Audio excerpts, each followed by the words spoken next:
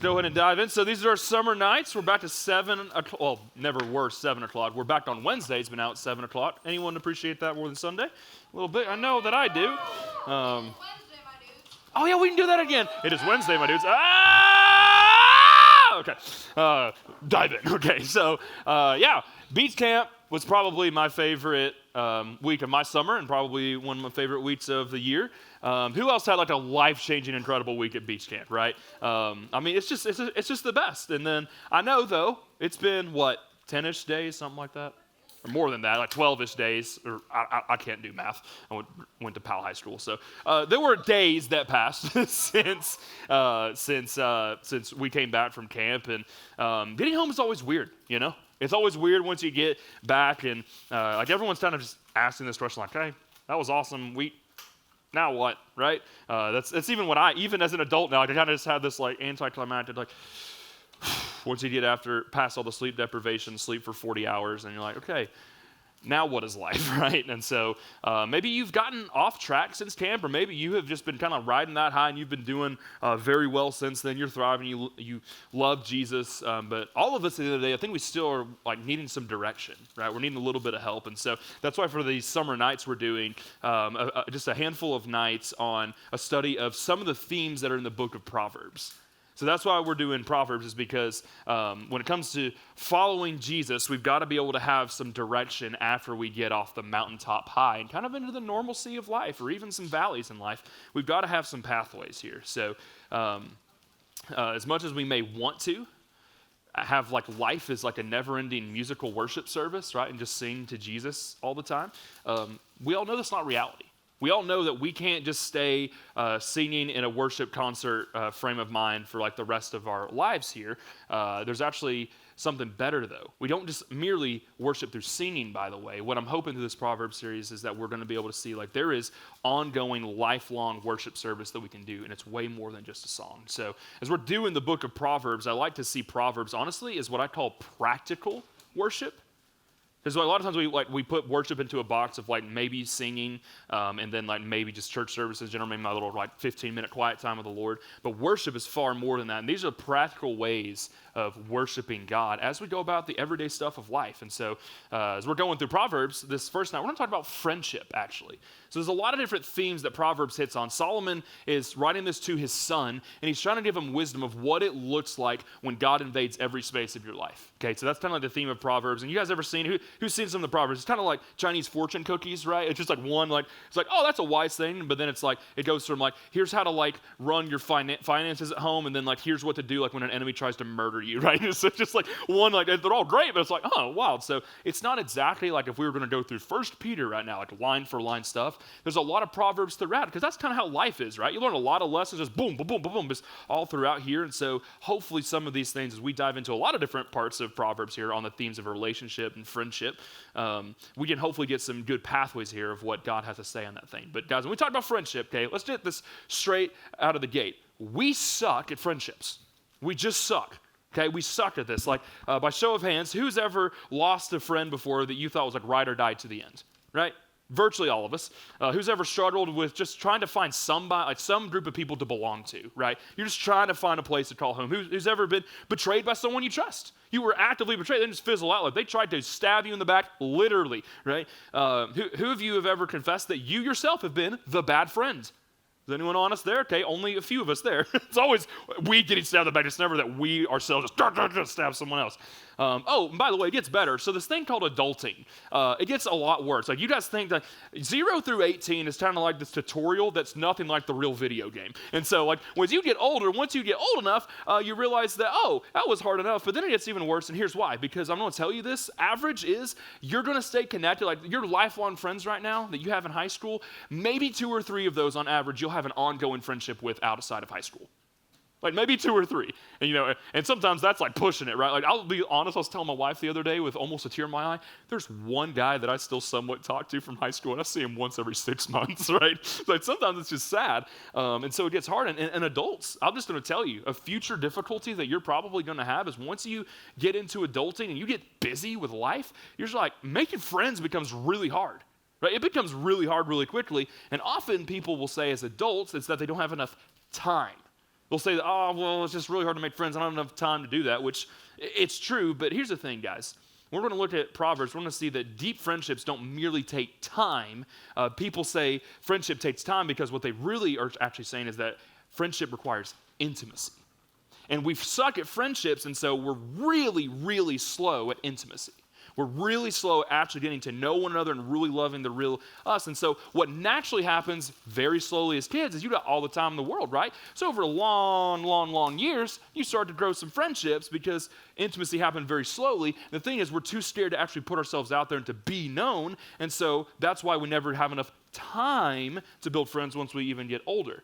And so the truth is, you are loved insofar as you are known.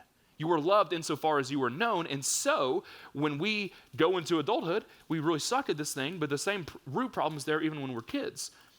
It's not a time thing ultimately, it's actually about are we willing to be intimate with one another, but that sounds great on paper, but let's be honest, like we already said, not only are friendships hard, but like it hurts.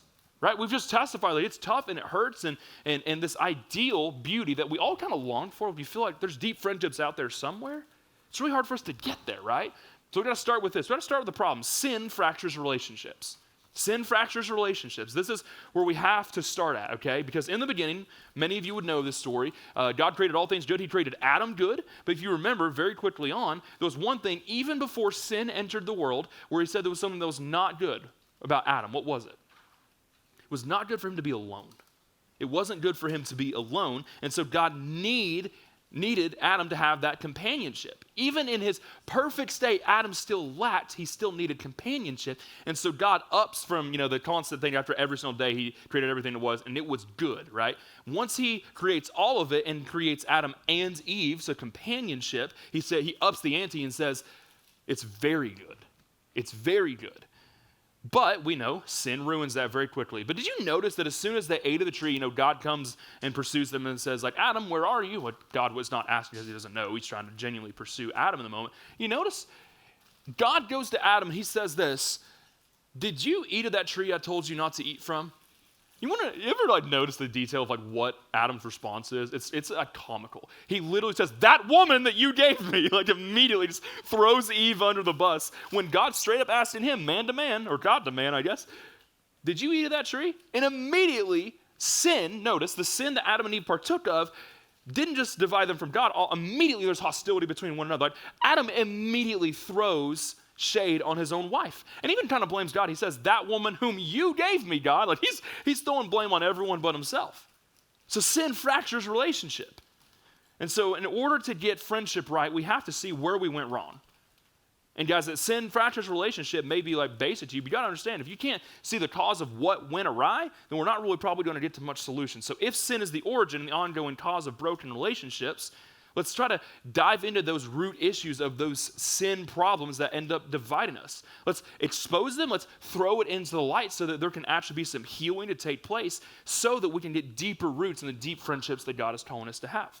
But that's going to require some work, okay? So let's be honest. I don't have a lot of time, and so I'm only going to go through two themes in the Proverbs about relationships. There's more, but these are two really important ones, I think. They're basically two things that keep us from deep relationships. The first one is actually a fear of pain. Little unexpected, but a fear of pain is actually one of the things that's most keeping you from deep relationships. It's a fear of pain. So consider, I think this is true all the way from the beginning when we're very little, right? So when you're elementary school, middle school, remember when you're trying to find your friends, it's all innocent and everything's like a cartoon thing. And but when you had a moment of being, I did my first grade year when I moved to a new school, and I'm I don't know who I am. It feels like everyone else knows what they're doing. I just felt like I was the only one who didn't know what was going on. You get scared. You start to fear this loneliness that's creeping in. So what do? To immediately pick out friends. What are the defaults when you're a first grader? What are you doing to find friends? What things are you looking for in other people? Like the same stuff. What'd you say? Cool crayons. Don't ever say the word crayons again in this church. Crayons. Cool crayons. I guess. Weird. What did you say? Crayons. No. What did you say first? Like the same color. Color? I guess, yeah, that's true. Crayons. What did we look for? I don't know what these girls are doing. What did we look for in other dudes? Biceps.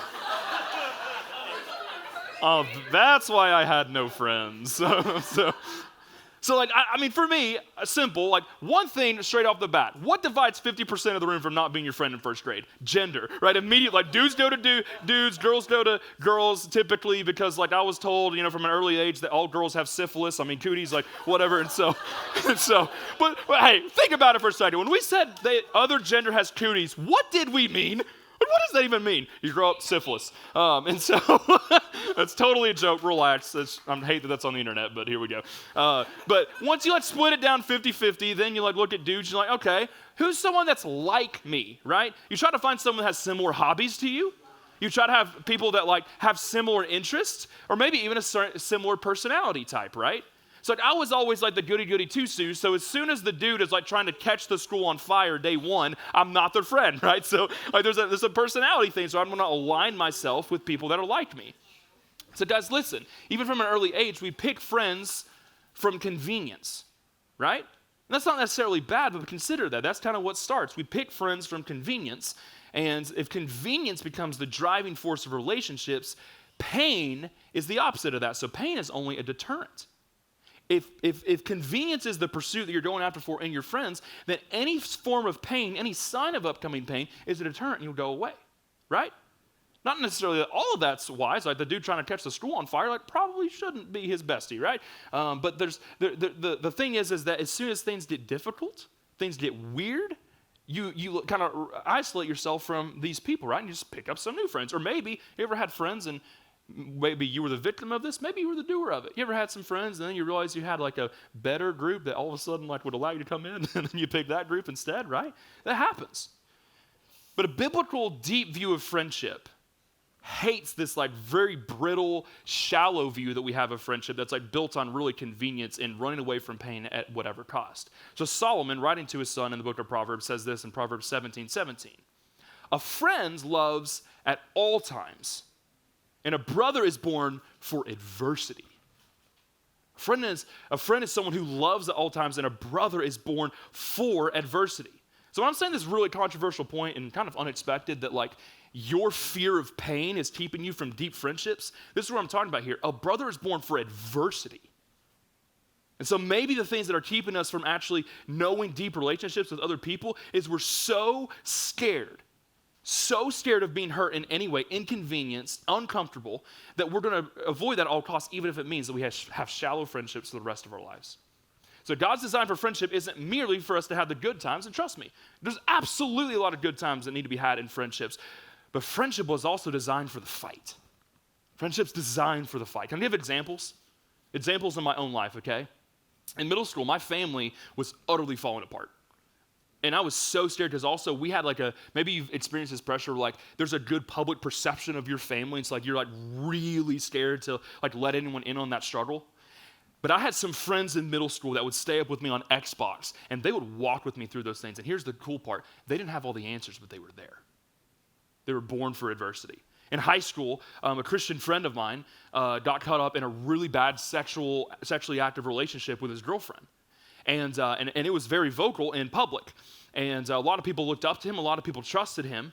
And so I lovingly called him. And I said, man, you're hurting yourself. You are ruining your Christian witness. And I love you too much to let this keep going on. And he pretty much just ghosted me after that. Well, luckily, I knew where the key to his house was. And so I broke into his house as a junior in high school. I'm straight. I broke into my best friend's house because he's doing a stupid relationship. He literally hung up on the phone with me before and said, I have math homework, I can't talk about this right now. I'm like, bull crap, boom, and I'm going to my drug dealer Toyota Avalon from 95 in there. Break into his house, I say hey to his mom, and just no question, just go straight for his room. And I call him out on it, man, because I know he's going for a pathway that's going to lead to his destruction.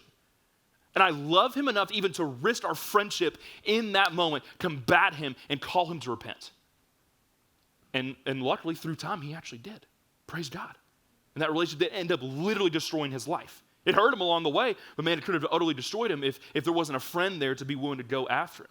Another time I was in college, in fact, there was a friendship that kind of had faded away a little bit over the years of college and states of distance. And that dude just calls me out of the blue one day. I'm like, what's up, man? It's good to see you. And he literally just immediately said, Josh, I am on my way to a girl's house. I'm about to ruin my life. Preach the gospel to me. That dude, straight up, was about to go to a girl's house and make decisions that he would forever regret, and he knew it. His flesh was at war with the spirit inside of him. He knew he needed a friend to come in. He said, preach the gospel to me. By the way, this dude knew a lot of theology already, but he still needed the gospel in that moment. And so I preached the gospel to him, and he made a Yui, came back home. Or then other times for me, Kim and I, when we were early married, man, like we were honestly, like we'll share some of those stories at some point, but like we were really a train wreck. Man, like we were going through some brutal sin, some brutal arguments that were going on. And so I'd go to dudes like Brian Thomas or even Chase Reynolds. I'd go to his house late at night and just say, I need help. Help. The brother's born for adversity, not just for the convenient times. So sometimes we got to let our suffering be seen by others even when it's inconvenient. Like some people, you don't want to inconvenience other people, so you keep your suffering to yourself. Sometimes you hold it in because you don't want to inconvenience yourself and get vulnerable. But friendship and brotherhood and sisterhood goes deeper than that, and it allows ourselves to inconvenience one another. And sometimes your gracious words of encouragement to someone who is really struggling is the very thing that's the make or break of them making it through a season of hardship. Sometimes we got to confess our darkest sin in order to find a path towards healing. Sometimes you've got to get some other people into the fight because you are struggling, and you've got to ask for help from other people. Sometimes we got to call out our friend in sin. Sometimes you got to do that even when they don't want to hear it. They refuse to hear it. Sometimes you even got to risk the relationship if it means that you are fighting for their soul. This is the kind of friendship the Bible's talking about, not just merely some laughs and some good memories. A brother is born for adversity. And then we have to do that. In order to do that, we have to give up this instinct of constantly avoiding conflict. That's why most friendships center around this commonality, just a hobby, but it fades. The friendship fades as soon as, you ever notice like you're a friend with somebody, and as soon as like you don't have a class with them, like they don't even talk to you anymore? As soon as you don't have a class anymore, just like all you guys mutually kind of agreed on without even saying is like, we just don't want to be alone in this class, right? Those aren't deep friendships. Or God forbid that an actual difficult situation in a life rises, and then people most of the time ghost. So let me give you some counsel as well. If you're a person that's prone to being easily offended, easily embittered, you'll never have deep relationships. If you're prone to being offended, you're not going to have deep relationships. In fact, Proverbs 27:6 says this, the wounds of a friend are trustworthy, but the kisses of an enemy are excessive. Proverbs 18:24, a man of many friends comes to disaster, but there is a friend who sticks closer than a brother. Can't ever have a serious moment. Guys, you need the etch in your mind. I'm going to read those again. The wounds of a friend, the wounds are trustworthy, but the kisses of the enemy are excessive. A man of many friends may come to disaster, but there is a friend who sticks closer than a brother. Guys, you can find a quadrillion people in here, in this world, that will gladly praise you and say, you do you, and encourage you and affirm you all the way so that you throw your life off a cliff. You can drive yourself off a cliff and there'll be the world applauding you all the way because we don't like conflict. And we want people to be happy even if it kills them. The truth is, there's something deeper than that.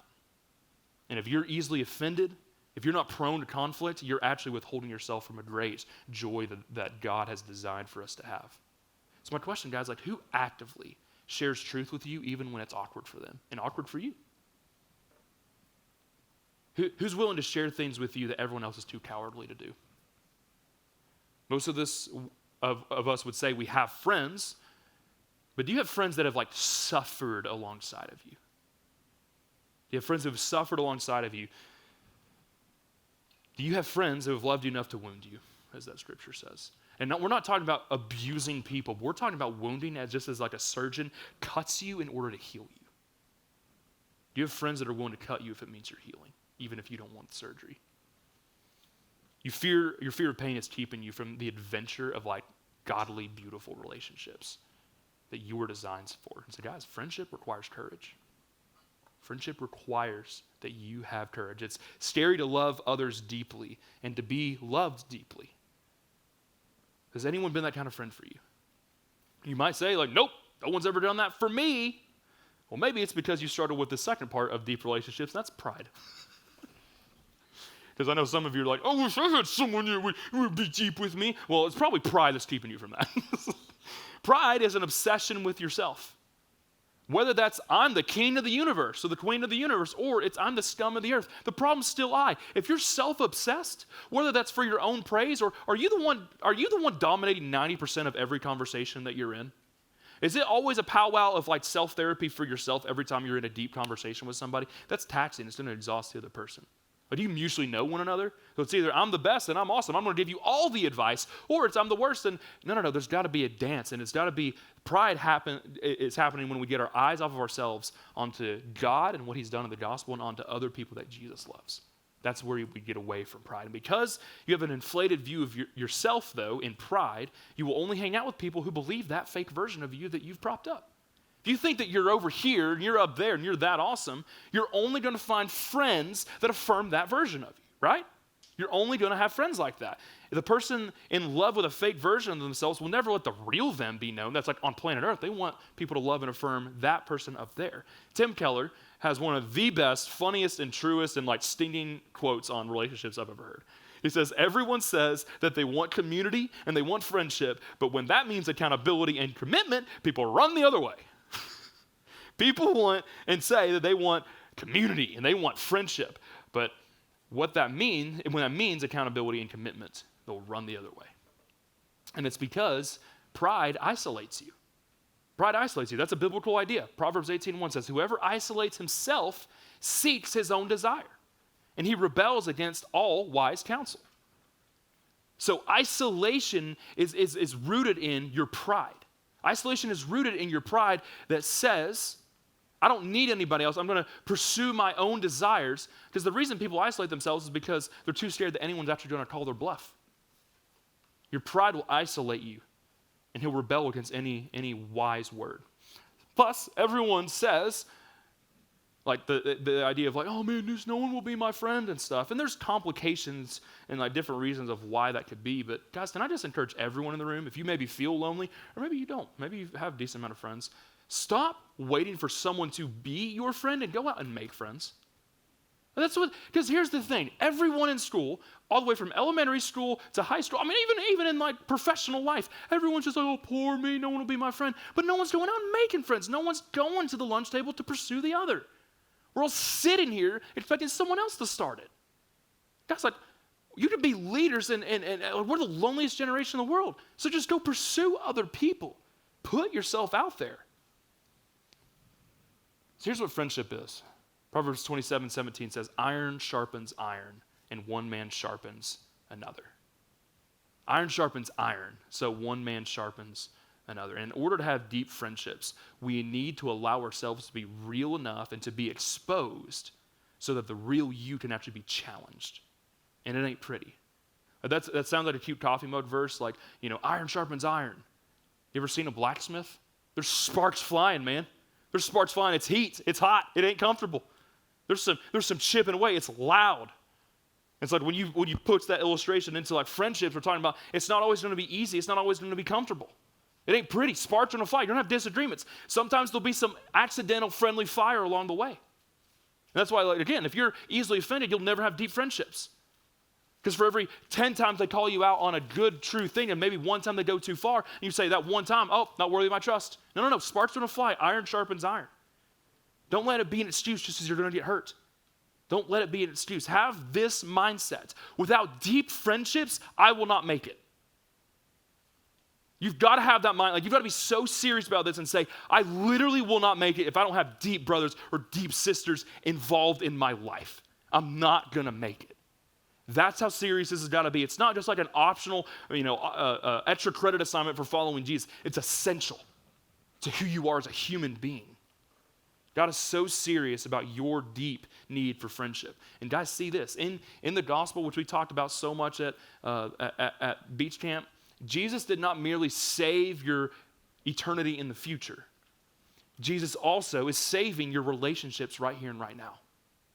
Yes, like eternity in heaven's great, but guess what? He's doing an active work of saving relationships that are broken right now. And don't ignore such a good gift that Christ's blood purchased for you. Don't ignore such a beautiful gift. And so here's where we're going to close down, is that vulnerability is risky, but it is worth it. Vulnerability is risky, but it is worth it. Here's how I can prove it to you. One of my favorite descriptions that people gave, and funny enough, it was actually the people who hated Jesus. They called him a friend of sinners. It's one of my favorite descriptions of Jesus. Meaning, your sin is not greater than Jesus' love for you. Like the real you. If he gladly identified that he was a friend of sinners, that doesn't make you the excuse. That means that you qualify to be a friend of Jesus. Because you're a sinner. I'm a sinner. Jesus is happy, like glad. He's not just dreading this. He's happy to work with you day by day through the fears that you have of pain and the heartache that you have endured. He's happy to walk with you through that day by day. Jesus loves you enough to sharpen out those rough edges in your life of pride in your heart where you're callous and you're closed off, and he is even your friend. But he wants to sharpen those edges. And he's your friend when all else fails and when everyone else leaves. And because Jesus is your friend, if he's your friend, like God, the creator of all things, if he's your friend, you can actually risk developing other relationships with deep roots. Because if you've got this one, guaranteed, Jesus, who's never going to leave you or forsake you, you can risk a little bit with building deep friendships outside of that. Like, get to know somebody. And like maybe it's in this room, maybe you've been in the student ministry for years and there's someone that like you know of, but you've never hung out with them outside of this time. Or maybe you know of them and you've done some things, but you've never gone deep with them. Get to know somebody outside of that. Like, build bonds outside of just the gathering. Like, go on some adventures this summer, man. We're in East Tennessee, like, go take a hike. I'm not saying that in a jerk way. Literally, hike with somebody. Go on some adventures, make some memories, create inside jokes. Those are all like beautiful things. Like I was talking with Kim and I were talking with a couple weeks ago at our house, and like they were going through some tough things, but we're like crying, laughing by the end of the night, even though they're going through tough times. Like even the Bible would talk about how like kind words or even laughter is like medicine for the soul, for the weary soul. Like we need these things. Share meals with people. Share your story and listen to theirs. Call out or go out of your way, to serve that person. To give them words of encouragement, but to see how you can help them out, to build them up. Lovingly call them out when there's difficult conversations they need to have. Lovingly call them out with some conviction, but also with some gentleness. Preach the gospel to them, and even preach the gospel to fellow believers, just like my friend, but to ruin his life. He knew the gospel, but he needed me to preach it to him. Whether they're lost or whether they're a varsity Christian from the world's standards, preach the gospel to them. One last practical point. Who knows what the mission statement of Providence Church is? Anyone know? Somebody just shout. Yeah, glorifying God by making, growing, and unleashing disciples of Christ. We're really big on discipleship around here. I don't know if you've noticed that. Can I tell you this? You guys know what a prerequisite is? It's something that's required before you can get to step one, you have a prerequisite, something before that. Friendship is a prerequisite to making disciples.